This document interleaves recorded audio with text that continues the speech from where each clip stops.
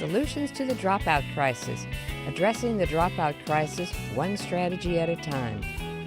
Brought to you by the National Dropout Prevention Center Network with support from K-12 and Fuel Education and in partnership with Clemson Broadcast Productions. Well, here we are once again in Palm Springs, California, where the National Dropout Prevention Center Network is hosting its annual conference. It has been a fantastic opportunity to meet so many of our network members who are doing amazing things all across the country. We thought it would be a great idea to bring a workshop to you, and so we have been doing a series of these, and today we have a very special one because of some neighbors of Palm Springs have made the trip here from Los Angeles. So we look forward to the program today, and I get to co-host with Sandy Addis today, who is our director, and Sandy's going to introduce our guests. But it's been a great conference, Sandy, that's the thing. Marty, it really has, and thank you for being here. And we're fortunate to be here in Palm Springs. When we go out on the road like this at conferences, we have such an opportunity to meet and capture learning experiences from some of the people in the field doing some really interesting, innovative work, and that's what we have today. Marty, today we have with us Dr. Emily Hernandez. Dr. Hernandez is a member of the Board of Directors of the National Dropout Prevention Network, and also we have Dr. Steve Zimmer. Both are at Cal State LA, and both of them have an interesting background in working with the schools and with the school district of Los Angeles Unified. They bring to us some fascinating ideas today, and what we're going to talk about, viewers, is the Los Angeles Student Recovery Day, a real interesting concept on a very big scale with great results. And so, Emily and Steve, welcome to the program. Thank you. It's really nice Great to have you be here. And I've been doing a little research ahead of time. Good. I've been looking at some of these videos, so we're going to share one of those in a few minutes. But when I saw this gentleman walking down the hall, first I thought, maybe here I am in Palm Springs as a movie star. But it's a TV star, and it's Steve, and that was... he knew who I was, too, so I must be one, too. It's great to have you here. Thank you. And Emily, it's always to wonderful here. to see you again because as a board member, it's always nice to visit with us. So we've got a great team here. Marty, we do. You know, we talk a lot about dropout prevention. Trying to improve graduation rates and increase the number of graduates. You know, America runs on graduates. And but we talk about prevention a lot. We talk about what goes on in the schoolhouse to keep students from leaving school. Yeah. We know we're losing students. We have historically not done near enough to recover those graduates, to bring them back in. And you know, in many cases, in all cases, I would think a recovered graduate is as valuable to our culture, our society, and certainly to their own lives as an original graduate, if you will. Yeah. So we're going to learn about that today, what LA's doing. Yeah, and although the program is called, and I just noticed this from my research earlier, that there is a Dropout Recovery Day, which we're going to spend a lot of time on, but it's not just one day.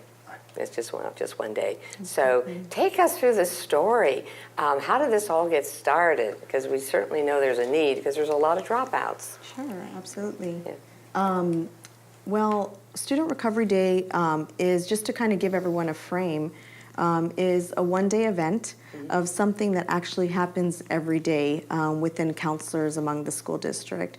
And it's a collaborative, it's a multi-school, so this is things that are happening at multiple schools across the district, across agencies, so it's not just schools working together, it's a collaborative effort where everybody comes together to look for students that have not shown up to school. And so it's been a process. It's something that, and Steve will talk a little bit more to what the process was like when it got started. It definitely has grown since it first originated, but it really is a community day event. It's not just one person going out looking for these students. It's a collaborative, multi-agency, multi-school, district-wide event that really sends a message to the community, to the world, really, about that these students are important to us. When I was at a school site, and I was at a school site for almost 20 years, I realized somewhere along the line that if we were going to find the students who had left our school, we couldn't wait for them to come into school, to come back to school. Because if what we were doing through working in our offices or working in our classrooms had been enough, the students wouldn't have left school in the first place. So we realized that we had to go out and find our kids. And then I realized that this was work that was happening all across the district, that we had the PSA, the pupil, students, and attendance counselors who did these visits. And we started to do them at my high school in teams. We would go out with a counselor. Sometimes I would bring an administrator with me, a teacher that was connected to the student, and we would just go find them. We would find them wherever they were. We would find them in their home, if in an apartment, sometimes in a community center or a house of worship if the family felt comfortable there, sometimes in a neighborhood park. Wherever the student was, that's where we went. And so down along the line, when I got elected to the school board, and we were, at that time in 2009, we were in a crisis. We were in an economic crisis. It was the start of the Great Recession hitting school districts, and we were in an enrollment crisis. So at the time, the school board was considering, well, how do we, how do we get more students to come back to school? So I went into the superintendent and I said, look, we can't just use traditional strategies here. We have to do something big. We have to spread this work. And we've got to get folks to understand what it means for students to leave school, why they leave, and break down some of the assumptions. And at the same time, break down the barriers for students coming back to school. So we brainstormed this idea that we would try to get the whole district simultaneously to do a recovery day. And that first time, I gotta tell you, we didn't know what we were getting ourselves into.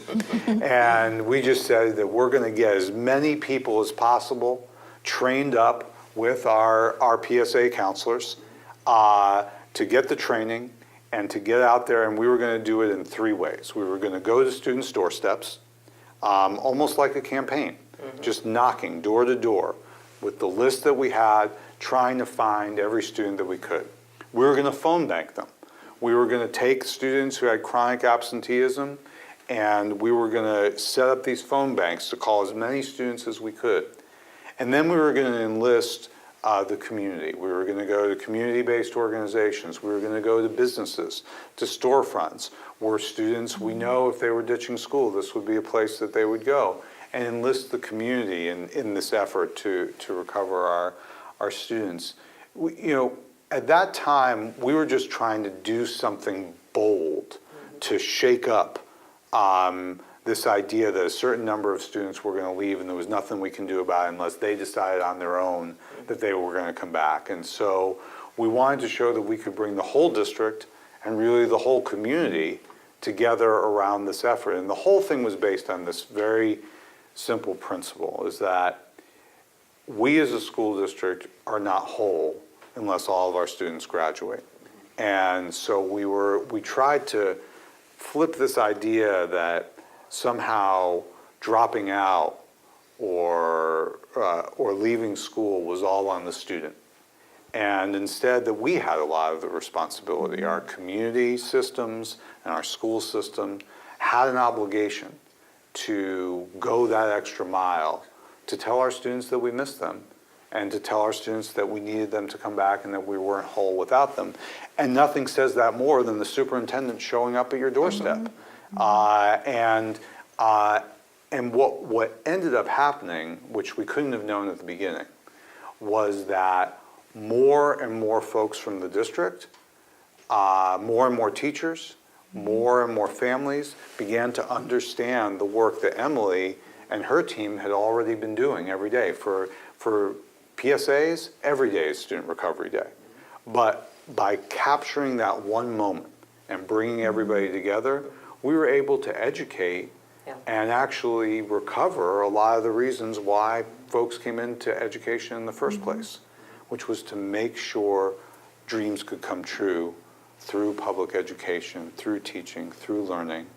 And when you get involved in recovery work, and we were able to kind of galvanize the whole community around this, you can really recapture why you started doing this work in the first place. And we never thought that would happen. We were just trying to find our kids, but we ended up finding a lot more about ourselves. That's great. What kind of numbers have you got now? You've been at this several years, and I know you've got some data for us. What are we seeing? So in the 8 years that we've been doing this, over 5,000 students have come back to school just from Student Recovery Day work alone. Over 3,000 have received their diplomas. We've been able to visit over 10,000 doors just on those 1 days. And we've been able to engage over 1,000 volunteers, not school district employees, 1,000 volunteers outside of our district employees in this work. So it's actually become part of what LA Unified does, and it's become part of Los Angeles. I think just to add to that, in terms of the outcomes and the numbers, and sometimes with this type of work, there's something that happens that needs to happen that you really can't quantify in terms of numbers. And one of the important things with dropout prevention and recovery especially is that it cannot just be one person's job. It requires leadership, it requires a school, it requires a team, it requires a district, for everyone to feel accountable that these are our students. And so frequently in schools you'll find, that's the dropout counselor, that's the attendant counselor, oh, there's a problem, okay, send them to that office. And I think what we have found through research is that can't happen. And so I think if one of the most important things that Student Recovery Day has done that really doesn't have a number to quantify is sending the message that this is important work. And it's all of our work. It's all, anybody that's in education, anyone that's in the community, anyone that's in civic engagement, it's our work because it's our city, and these are our students, and these are our families, and numbers can't quantify that. I was just going to say, what I like about this program is, yes, it's not just the dropout prevention specialists at the school, it's everybody in the school district, but the community engagement. You talk about the volunteers and people knocking on your door. My question was, when you said you showed up at a doorstep and then you found them in the park, and so is that pre-arranged, or do you just spring a surprise on them? Because it's got to be someone they trust, and and that's an interesting. Yeah, I mean, it's a real paradigm shift from the idea that education happens only within the four walls of the classroom or within the the parameters of the school itself. And what we've tried to do is to say that education, the public education, the dreams that our kids bring and their families bring to our schoolhouse doors, especially in places like Los Angeles, that this is about all of us, and this just doesn't happen at the school. And so we've been able to engage our civic leadership, we've been able to engage our nonprofit leadership. And the other thing that really helps internally within the school district is that we've been able to really change hearts and minds, from this perception of who the quote-unquote dropout is and why students drop out of school. Nothing changes that more than going to talk to a student who has left school or who has been pushed out indirectly or directly from school, who has to work the night shift, or who has, any number of problems that can interrupt education. And if we're not building our system to be able to absorb some of those problems, to be part of the solution to those problems, well, it's very easy to understand why school didn't become the priority. And if nobody's looking for you, it's hard to be found. And so we've really been able to shift that perspective, and when you're in someone's living room, or you're at their doorstep, or you're at the park across the street from their house, and they're telling you their story, it's very hard to think of it just as statistics. It's very hard to think of it as kind of a deficit model of here's what's wrong with this kid. rather than, hey, all these things have happened to this kid, but their dreams are still intact, and their potential is still intact, and the hope is still intact. And if we can be a district that enables connection instead of disconnection, well then, dreams can still come true. Dreams don't have an expiration date at 18, and or it necessarily, an expiration date after 4 years. Of course, we want to get students through school in 4 years, but we also know that life happens. And one of the messages that we try to send is, it's never too late. And sometimes when we go into a home or we go into an apartment, we come out not just with the student that we're looking for, but their cousin, their boyfriend or girlfriend, and sometimes even mom or dad is saying, hey, I had to leave school when I was 13 or 14 years old. Is there something for me? And that can't happen, all the time in a counseling office at a school site. And we also have to remember that we have to be culturally competent in our work. And we have to understand that for a lot of our families, either they did not have the chance to go to school in their first country, or if they were here, sometimes their experiences in school were very negative. And so we have to be willing to say, hey, you don't have to come to this place where you feel uncomfortable. We want to engage this question with you where you feel the most comfortable. And we want to be part of your team, not demand that you come and play by our rules. And when those shifts happen, we saw a change. We saw a change at the individual school that I happen to be working at. I know Emily's been very involved in the work of getting our PSA counselors embedded in community centers and neighborhoods outside the school setting, because we understand that for many families, school can be a very intimidating place, or a very foreign place. And we have to make sure that we show that we're part of your community, and we want to be part of your team. Don't you think, Sandy, that every one of these students who has been recovered would probably never have come back because they don't even, first of all, they left and they think, that door is shut on me, this is where my life is now.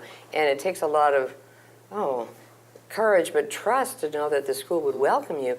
And so they wouldn't do it. They just wouldn't do it. And certainly the family members hadn't thought of it either, it sounds like. Exactly. Marty, I'm sitting here thinking this is a perfect example of where what the research says works and reality agree. Yeah. A lot of our work at the National Dropout Prevention Center is based on the 15 effective strategy research. Interestingly enough, 2 of the foundation strategies, the first one is systemic approach to dropout prevention, meaning everybody in the system owns the graduate and the graduation outcome. And then community involvement, which doesn't just mean cups and napkins for the school, it means the community owns the graduate. And so what you've done is and that's what our research says, and your reality is you've taken those and put them into practice, and it works. Sandy, on top of that, I think that it adds the added layer of including the family. And that's probably one of the most difficult strategies to utilize when you're doing dropout prevention intervention, especially at the higher levels. And so there's nothing more, there's no more amazing work in terms of family engagement than when you're actually sitting in their living room. And when we talk about sharing the message, and my thing has kind of always been, well, how do we get people on board with this business? How do we get people to want to care about these students, to bring them back? And one of the important things is, well, how do we change the face of dropout? Because there's a lot of stigma associated with that, and possibly at a lot of school systems, they really don't want those students back. Or there's negative messages about that student or that family. But when you can bring people on and create a team and walk the streets with them, walk the community, walk in their home, in their apartment building, and they get to experience the worldview of what that student lives, does, what that family lives, does every single day, it changes. Like Steve says, it changes hearts and minds because they make connection with the family, and it just changes the view of, oh, well, what can we do for this student? You mentioned wanting them back.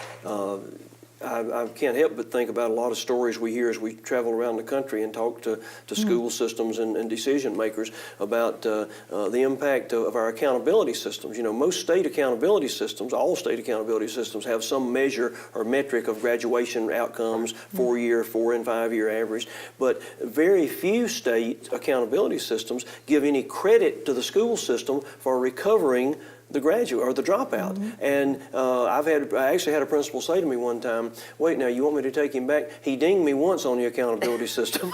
You want me to take the chance on this again? So how do you get beyond that? As a policymaker, this is we have to recognize that data has been important to us, and we shouldn't be afraid of it, and we should embrace it.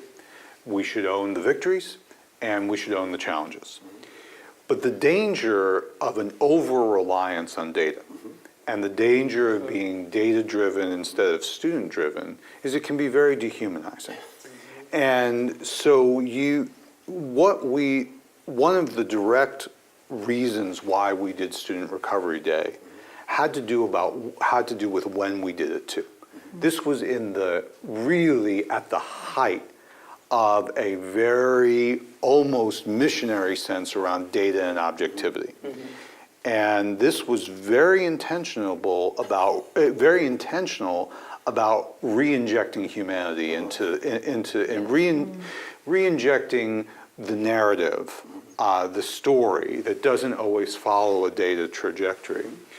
As a policymaker, I've always been concerned about numeric data points driving decisions. We need to know where our students are, and we need to know what we have to do to help all students get to better and help all students have their dreams come true through public education. But if we only look at data trajectories, we miss a whole piece of what public education was supposed to be, which is every child that comes to the schoolhouse door. Not every child that's going to do well on the tests, not every child that's going to have a smooth and direct journey to that graduation stage, but every child. And so when we had to make resource decisions, and we had to make decisions around how we would use data, we were able both to use Student Recovery Day and the work that Emily and other countless others, PSAs, had done to say, no, wait a second, we're going to resource in a different way. We're going to make sure that student supports have an equal footing with academic interventions. Because if you don't have the support, the chances of the academic intervention being successful are almost none. Because you can have the greatest academic intervention program in the world. I haven't found it yet, by the way, but if you do, let me know what it is. But even if you had it, if you're hungry, or you're worried about your mom or your dad that's been having headaches or other pain but doesn't have the money to go to the doctor, or if you're worried about that rent that's coming due in 5 days, that academic intervention is not going to be successful unless it's married with the support services. And so what we were able to do, in large part because of this effort, was to say to the decision makers, yes, let's focus on academic recovery, but if we don't focus on the whole child, we're not going to be successful, and we're not going to help dreams come true. And with each of these young people that you met, knocking on doors and so forth, I'm guessing every one of them had a story. Oh, yes.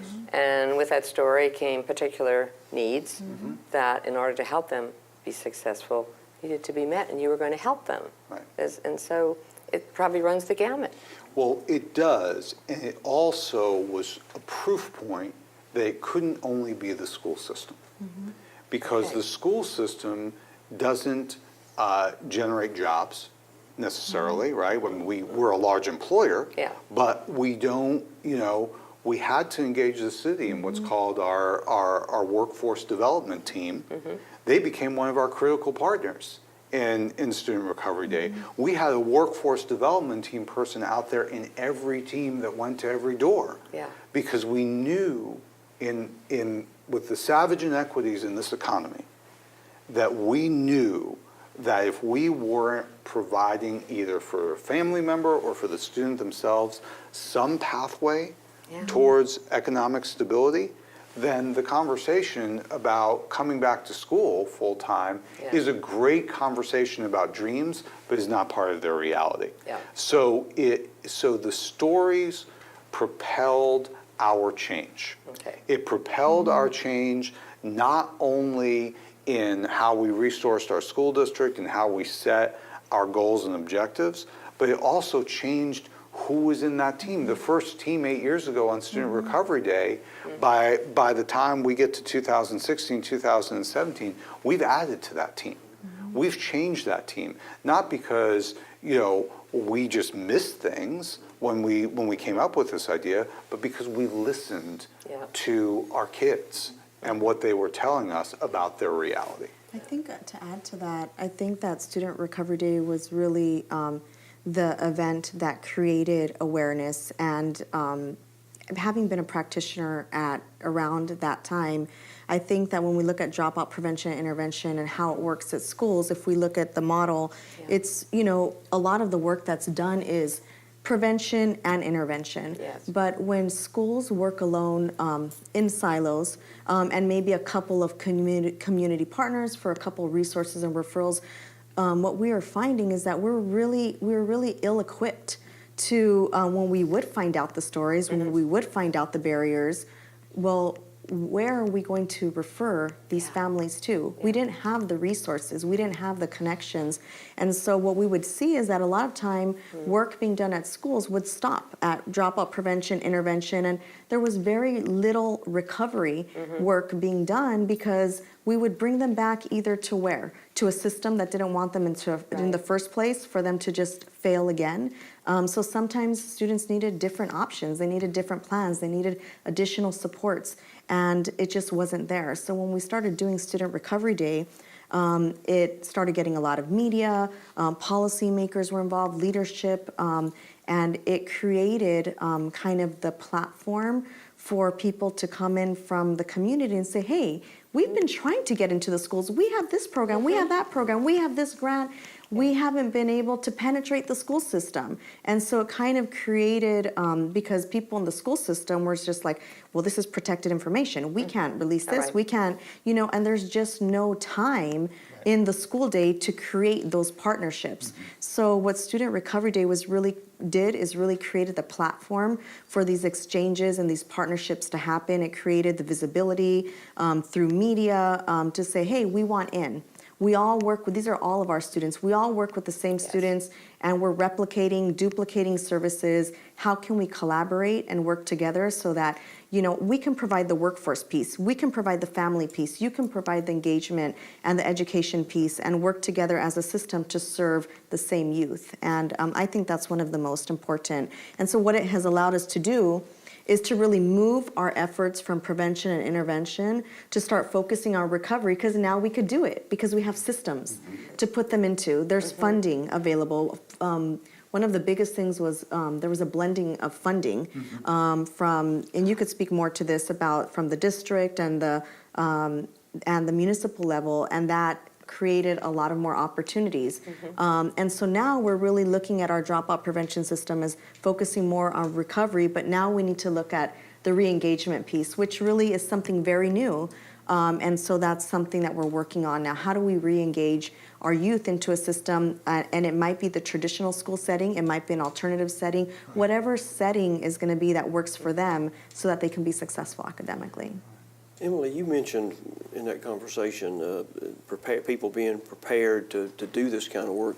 A lot of our viewers are probably leaders and educators in maybe probably smaller, definitely smaller school systems for the most part, and they're thinking, what a great idea. I need to form a team and do that. I know you've been involved in helping people be prepared to go out and do this work, counselors and those kind of people. What kind of skills, what kind of person, if we've got a superintendent of a much smaller district thinking about this, who does he need to put on his team and what does he need to look for or she need to look for? Absolutely. Well, there definitely is a lot of work that's involved, and I think that, and we'll talk in a little bit about some of the resistance, because I think for any school district wanting to start this out, it's kind of like, oh, it's this great big idea, but when it comes to the logistics of it, which usually falls down on the people that are on the ground that are working every day at the schools, it's a lot of work and it's a lot of preparation and planning to be involved in it. And so once we figured out that piece, I think now it's really a well-oiled machine, really. But in the beginning, starting something like this, it really is a process of a couple of years to figure out what needs to happen. But I thought what might be helpful is to show a video about what this process would look like. And this is one of our home visit teams. And then we could talk a little bit about more of the mechanics that need to be in place. Let's do it. So this is a video of 2000, what year was this? 2000 or the last 2016. And this is a video of a home visit team. It happens to be our board president, Steve Zimmer, our mayor, our district superintendent, and a team of counselors going out into a home to visit a student that has dropped out. Let's have a look. Sure. Finding students who should be in class and convincing them to go back is a tough job, but the LAUSD has a dedicated group to do just that. In the past 8 years, they've helped nearly 5,000 dropouts get back into the classroom. KCAL 9's David Lopez was with them today and shows us how they do it. Buenos días. So what do you do when the mayor of Los Angeles, the school superintendent of the city, and the president of the school board all show up on your doorstep and say to you, it's time to get back to school? He's agreed to go to school today to sign up. He can continue working, but we have some night classes that we're going to connect him with. His name is Jeffrey. Didn't want to give his last name. He's from Guatemala, and he said he dropped out of school because he had to get a job to help support his grandmother. Now he said he's excited about going back to school and having a schedule that will also enable him to work. Thanks to them because they trying to help me. And LA Unified is going all out to try to help as many dropouts as they can. Calling this their 8th annual Student Recovery Day, they made it a point. We're going after students who should be in school and who want to be in school. I started making excuses not to go to school, and I missed about 3 months. I became a dropout. Patsy Cruz told the story of how her family was evicted from where they lived, how she just simply stopped going to school, came back a year ago, and is on course to graduate next June. Almost every day, someone from LA Unified knocks on the door of a student who dropped out for whatever reason. No threats are made, just the simple words, come back, we can help you. And according to LA Unified, in the 8 years of the program, 4,869 student dropouts have returned to school. And in that time, the dropout rate has decreased from 18.7 to 16.7%. I will graduate with the class of 2017. And that's music to the ears of school administrators. From downtown Los Angeles, Dave Lopez, KCAL 9 News. You know, Sandy, that's really interesting seeing those students. They show from their stories that there are diverse problems. And every door, like Steve said, is a different story behind that door. And just to see those young people makes you feel good that you're doing that work. I know it makes you feel good. Exactly, Marty.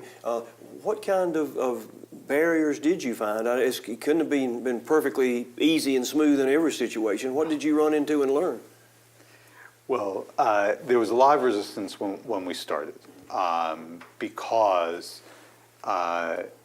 when you're doing this work every day and all of a sudden, for whatever reason, those district leaders or these folks all of a sudden want to be part of your work and they want you to stop what you're doing and jump in and bring the cameras with them. I mean, that's, if you don't do it right, it can be really disrespectful. Because as I've said, for our team, Student Recovery Day is every day. It's not just one day. And so I spent a lot of time really talking it through with people. And not everybody agreed with me at first. Most were willing to give me a little bit of the benefit of the doubt because I'd actually done the work. But they were very skeptical. And I said, you got to take this leap of faith. Because if we can broadcast what you're doing every day to a wider audience, we're going to expand the impact of this work. And yeah, it might be really annoying for these elected officials or for the mayor or for these other folks to come in and visit your work. But if that visit to your work is going to expand the impact of your work, I want you to take a leap of faith with me that it's going to help our mission. And most took that leap of faith. It's not always as smooth as you saw. As a matter of fact, in the previous year, just a few blocks away from that home that we visited in 2016, in 2015, the mayor literally got the door slammed in his face. You know, a student who was in just a very, very bad state of mind, honestly, had endured a lot of trauma, was working late hours, did not want someone coming to his door telling him he needed to be in school. And the mayor got a dose of what it's like to run into someone who has really lost hope. And what that feels like to have that door slammed in your face. And you know, when you're the mayor, you don't get a lot of doors slammed in your face, especially by 16-year-olds. And, but I think it really helped his understanding of what our PSA workers go through every day. Really gave him a complete, you know, and the team that we were able to bring around that young man was an even more comprehensive team. That story is still in progress. The things that young man had gone through did not disappear just because we showed up at his door. Right. And so there have been many doors that we've gone to where, whether it's myself, the superintendent, our team, where we can't get a kid out of bed, where they're not going to come back to the school site with us, and we don't have an easy answer. And it just reminds us and reminds all of our partners that this work is not easy. But we do the work because it's not easy. We redouble our efforts because we know that the reasons that students leave school and are pushed out of our systems don't happen overnight, and they're not going to be fixed in one day. But if we can elevate and highlight the work, then it's going to accelerate our process forward. So there are great stories, there are difficult stories, and actually in this case, the media has been very helpful to us to to build the narrative about why it's so important and why we're incomplete without our students that we're trying to recover. I think initially, talking about resistance, I think initially those first few years was very difficult for the people that are on the ground, the people that are at the school sites, our pupil services and attendance, our child welfare and attendance workers and counselors that serve such a pivotal role in recovering and doing this type of work. And I think initially it was difficult because all of a sudden someone wanted to know about these students. And it was kind of thinking like, okay, so you want to take one day and bring a bunch of cameras and say, oh, we did this on this one day and get all the credit for it. When we do this every single day and plan and prepare it, and it takes weeks to prepare, to identify the students, to gather the information, to gather the addresses, to map the routes to the home visits, get the volunteers together, create the teams, have assignments for each team, do the training. And that is a lot of work on top of the work that these counselors are already doing just on a regular every day. So I think initially it was met with a lot of resistance because it was kind of saying, well, what are we doing here? all of this stuff is doing, and we're doing most of the work. But I think once, year after year, what we started really understanding is like, this is getting the message out. And it was kind of, there was some schools that really weren't on board yet. But because it came from top leadership and because the mayor started getting involved, what happened was our leadership at our schools that maybe weren't fully embracing it or fully embracing, recovering their dropouts, it really kind of gave them the political nudge that they needed to say, this is important work. What you do every day is important, and instead of you having to do this all alone, we're going to give you resources. We're going to give you a team. Here's the rest of the counseling team. Here's some of the support staff. We're going to do this as a team and do this work together. And so that's really comforting to our counselors that are at the school sites to say, somebody recognizes my work, somebody recognizes this group of students, which are usually called, the throwaway students, the students that nobody wants to expend any extra energy on because they're either not actively enrolled, no one's looking for them, they're not going to help the school graduation rate or attendance rates. And so it can be very lonely work to try to find support for these students when you don't really have a team. And I think what counselors started realizing and the resistance started changing was when this exposure that Steve is talking about started creating support and resources for us at our schools, and then that's how the resistance slowly started. There's that tipping reducing. point. I was thinking, when was this shift, this tipping point? It really shifted, I think, also when they saw that resource decisions were different.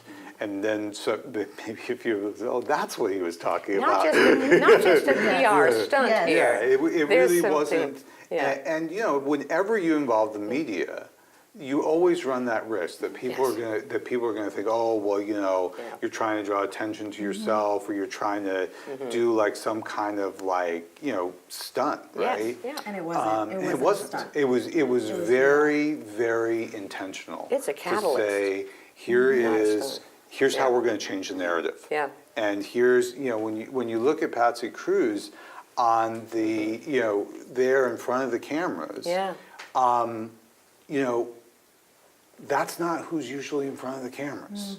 Yeah. That's not usually what the district highlights. Yeah. Yes, championship football teams. Yes, advanced placement students, academic decathlon. All of that's great to celebrate. But this is a day where students who have really gone through quite a journey get to stand up and tell their story and get to do it as part of this effort that's now become part of what we do as a district. We see a lot of times that in school systems, if they have, everybody has some problem with graduation rates and dropouts and recovering dropouts, and we see a lot of times that they don't particularly want to draw attention to that. This is a problem. We need to draw attention to the good stuff, of course, but this is a problem we'd rather not highlight in the media. But yet, you guys seem to have actually used the media to raise the level of community concern, if not maybe alarm, which is important to change the community perception and action toward these kids. Well, and part of the action is also we use social media as well to start, because one of the first doors I went to, I remember we were knocking on this door, we were looking for this particular young man, and we didn't find his mom, but we found his auntie was at the door. And she was like, no, he doesn't live here anymore, but let me call, I'm gonna call his grandma, and we're gonna find it. Well, we call the grandma. They didn't get the grandma, but they got the neighbor. And the neighbor says, well, I don't know where he is, but I got 2 kids right here who are supposed to be in school. Can you send them over? And so we started to do this whole awareness raising around, hey, this is, and that's why we go to the businesses. We're all part of this. If we're going to be a city of graduates, as our mayor says, then we've got to own the journey too. Not just the outcome, but also the journey. And it has to be all of us together. So we would put out public service notices.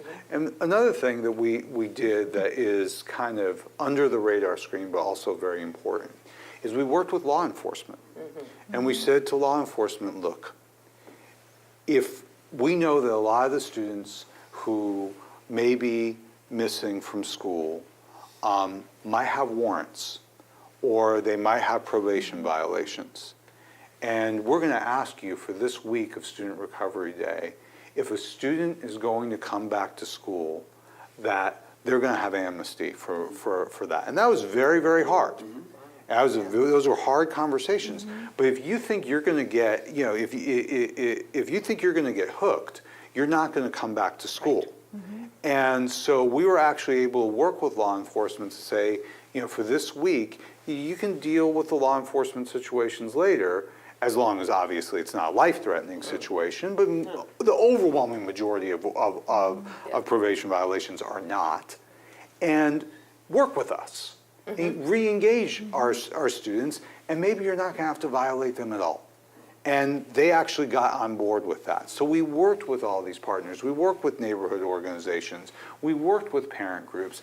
And all of a sudden we had, around these days of student recovery, people calling in and saying, my neighbor's kid has been out of school. And can you come by? Don't, and that's a different kind of non-punitive type of approach that is really not just, hey, we're trying to catch kids, but actually we're trying to re-engage them.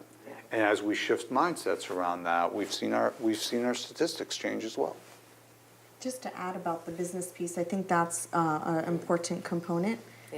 Because sometimes the local business would say, what do you mean during the hours of the day? That's my best business, the donut shop or the arcade. And so it was really kind of helping them to understand and to build partnerships with the school system until eventually they put that sign during the day. We don't serve, youth during these hours, but you're happy to come at 3. And then we would also engage them in our school-related activities. And so that's an important conversation to be held as well. So all these particular roles emerged over time, I'm guessing, from when you originally started. Exactly. Like, oh, we need to do this, and And every neighborhood and every community is different.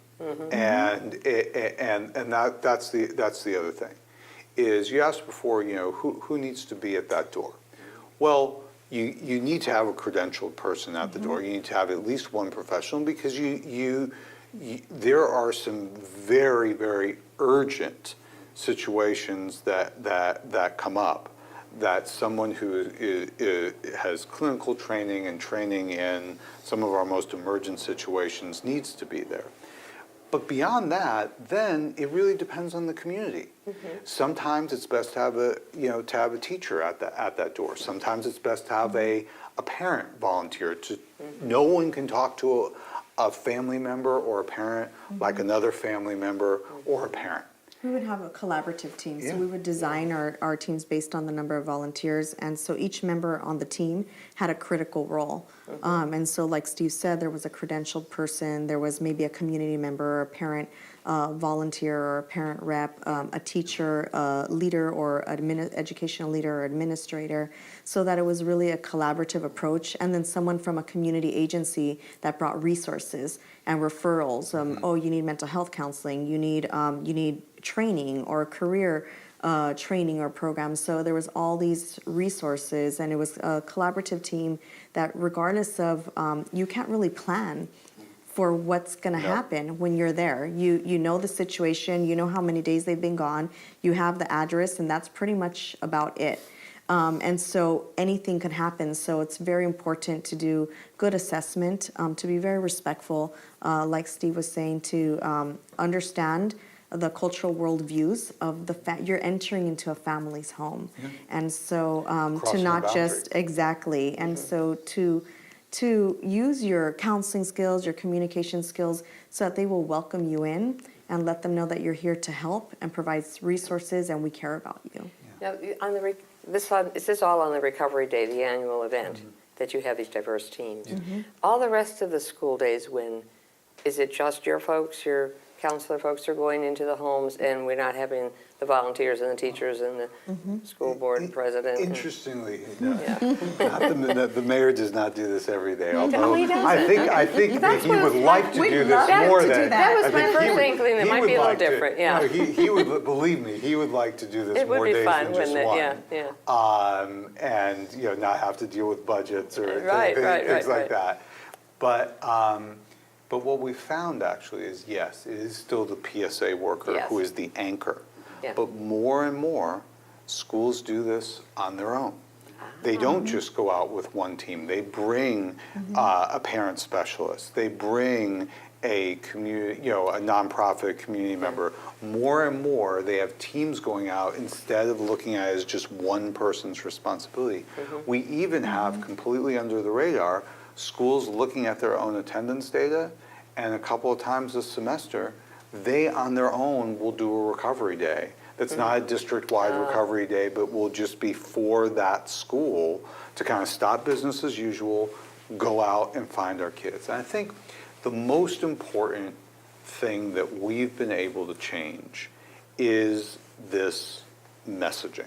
And it's all about you are important. And just the first thing that we say, that we miss you. A lot of the students who we come to their door, no one said something like that to them connected to public education. I just want to add to that, Steve, the timing of it is really important.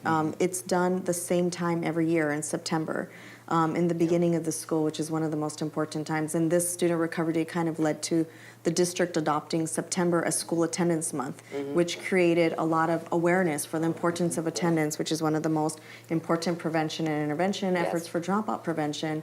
But then what was great about that is then the county, the city and the county took the lead and also adopted it. And then we created toolkits for not just our district, but for any district that wants to do this. How do you implement this? And so it just kind of was a ripple effect after that. It's going viral. And so if you're able to say, we miss you, we want to know why you left, we want you to come back, and we want to do whatever we can to make that successful, not just today, but moving forward.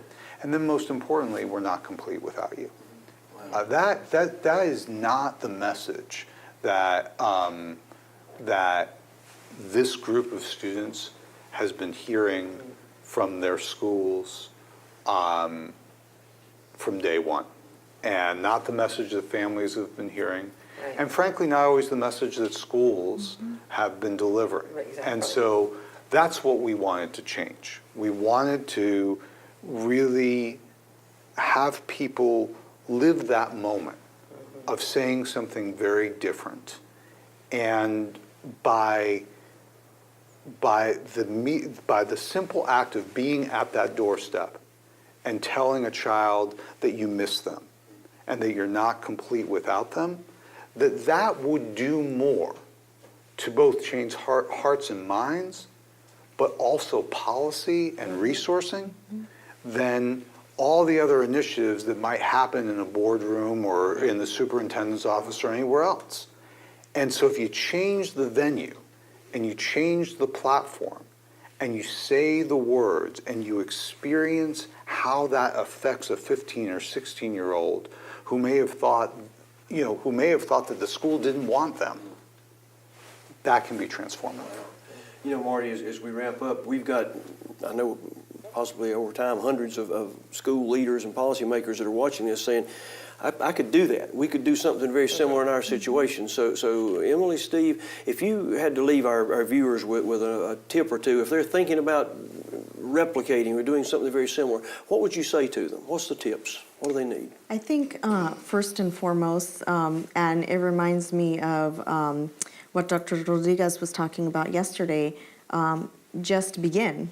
Just begin, just do something. And I think that certainly when we started, we didn't know that it was going to become what it was, but we know that we wanted to do something. And so just begin and getting people on board. I think having people identify your school sites that you want to focus on, find out who are your leaders at your school site, get your support staff on board, figure out, well, what are the systems in place? Who are the people that we need to bring into this conversation, and start having the conversations? And I think that's where you start. Wow. Steve, what would you tell them? I think it's important to be honest. I think that it's very important to be honest about where you have been as a school district and where you have even been maybe as a school. And to really be reflective and own that. And to have the courage to say that we may have had a very deficit mindset about this group of students. We may have thought a very specific thing in our head when we thought about dropout. We may have seen these students as a burden. But we can see them as an asset.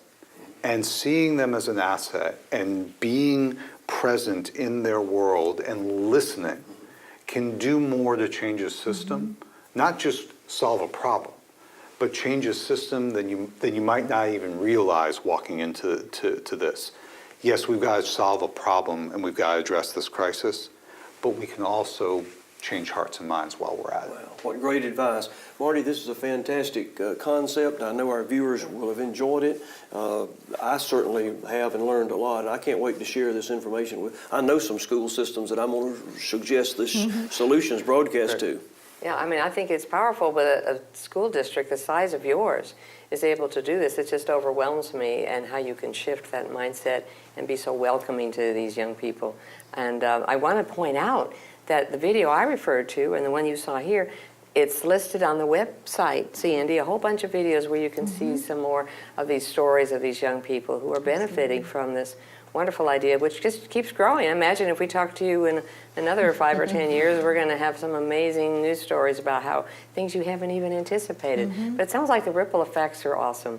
And hats off to you in LA. It's fantastic. Thank you. Emily, Steve, we really appreciate you being here with us at our conference. We more graciously appreciate you sharing this story with us, because it's going to get a lot of attention, and I'm sure a lot of folks will learn from that. Marty, it's been a great solutions broadcast here from Palm Springs. We're fortunate to have our solutions sponsored by K-12 and Fuel Education, and we look forward to our next episode. I know, and I just want to point out one thing we have. We do have your email address and yours, and now that I heard they have tips. Fantastic. Well, this is a wrap, but it's been a great one. So thank you so much. Thank you, Cindy. Thank you. And thanks to our listeners and viewers, actually, out there in Solution Land. We appreciate your joining us, and we look forward to seeing you next time.